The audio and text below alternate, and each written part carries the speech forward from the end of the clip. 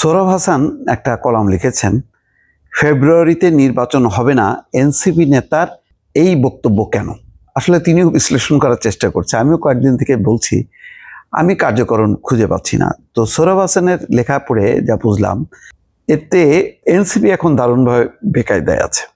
তারা একটা bargaining point করতে যাচ্ছে, অর্থাৎ জুলাই সনদ না হলে নির্বাচনে যাব না বলে একটা হইচই করার চেষ্টা করছে। কারণ এখন প্রতিদ্বন্দ্বী দল আওয়ামী লীগ নাই, মাঠে আছে জামাত আর হচ্ছে এনসিপি। তো এনসিপি যদি আলাদাভাবে নির্বাচন করে, নিশ্চিত একটা আসনও তাদের নিশ্চিত না যে অমুক আসন থেকে জিতবে। তাহলে কি অবস্থা হবে? তারা তো কিছুদিন আগে বলতো যে নির্বাচন হলে বিএনপি 90 থেকে 100টা পাবে, আর তারা হয় সরকারে যাবে নাই বিরোধী দলে থাকবে। কিন্তু এখন সরকার তো দূরের কথা, সরকার বিরোধী দল মানে জামাত এবং বিএনপির মধ্যে সরকার বিরোধী দল, এনসিপির অবস্থান তৃতীয় অবস্থানে থাকাটা, এই জুলাই গণঅভ্যুত্থানের যে উত্তাল আন্দোলন, তারা মনে করে যে তারাই পরিবর্তন আনছে বাংলাদেশটাকে, সবকিছু তারাই করলো, এখন তারা তৃতীয় সারিতে চলে যাবে। এটা তৃতীয় সারিতে মানে কি, পার্লামেন্টই থাকতে পারবে কিনা, এবং সেটা জোর দিয়ে অনেকেই বলেন, রীতিমতো হাসাহাসি করেন, কটাক্ষ করে বিএনপির নেতারা অনেকেই, যে এবং আলোচকরাই বলে, শুধু বিএনপি বলে তা না, টেলিভিশনের টকশোতে যারা মুক্তভাবে কথা বলে তারা কিন্তু প্রত্যেকেই বলছে যে তাদের জামানত থাকবে না, মানে যদি জামানত রক্ষা করতে পারে এটি হবে সবচেয়ে বড় চ্যালেঞ্জ, তাহলে জয় তো দূরের কথা। তাই এরকম একটা অবস্থায় এনসিপি একটা পরিস্থিতি তৈরি করতে চায়। নতুবা ডক্টর মোহাম্মদ ইউনূস তাদেরই সরকার, তাদের সেই সরকারে তাদের দুজন প্রতিনিধি আছে।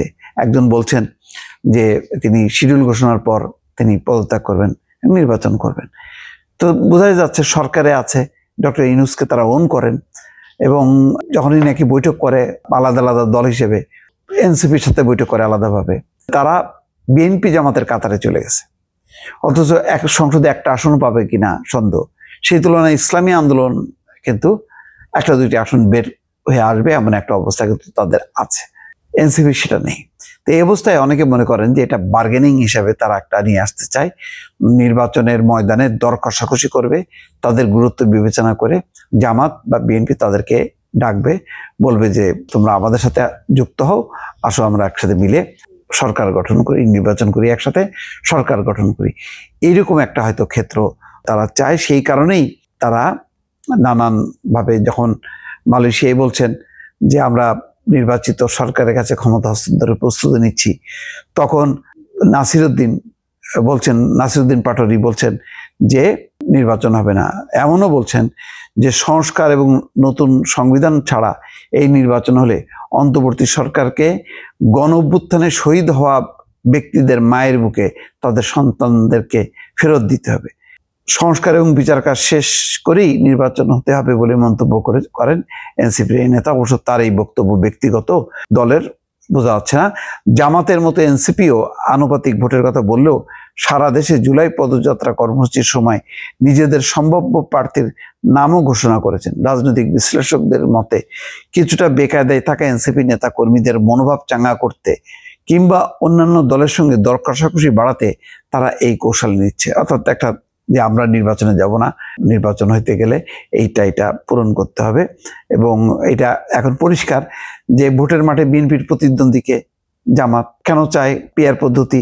তারা ভালো করেই জানে যে পিআর পদ্ধতি হইতে গেলে সংবিধান পরিবর্তন করতে হবে। বর্তমান সংবিধানের যে 65 অনুচ্ছেদের 2 ধারায় কি বলা আছে, একক আঞ্চলিক নির্বাচনী এলাকা সমূহ হইতে প্রত্যক্ষ নির্বাচনের মাধ্যমে আইন অনুযায়ী 300 সদস্য লইয়া সংসদ গঠিত হবে, অর্থাৎ ডাইরেক্ট ইলেকশন হইতে হবে।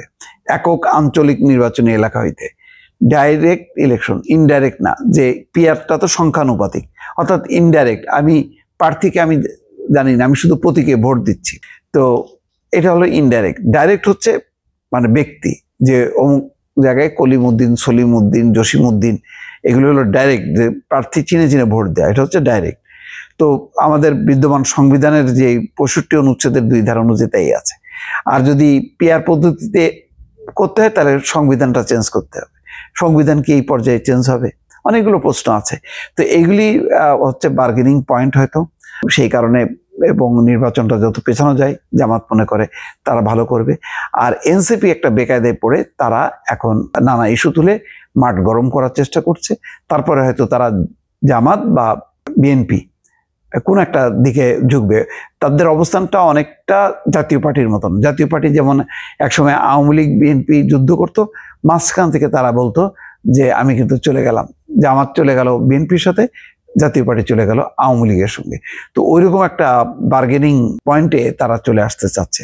তার জন্য হয়তো কৌশলগতভাবে তারা এরকম একটি অবস্থা নিয়েছে। দর্শক ভালো থাকবেন, আল্লাহ হাফেজ।